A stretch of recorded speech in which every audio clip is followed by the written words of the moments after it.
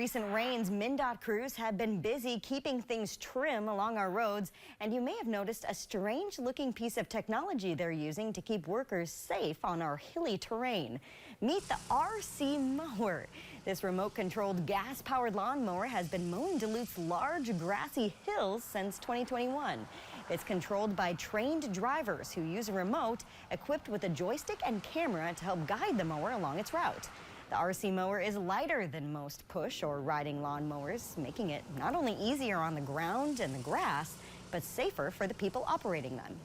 We can get the lawns mowed and maintained and kept nice without putting our operators at risk of a lawnmower tipping over or something like that. We're also told that the RC mower has a smaller carbon footprint compared to other styles of lawn mowers. Still to come,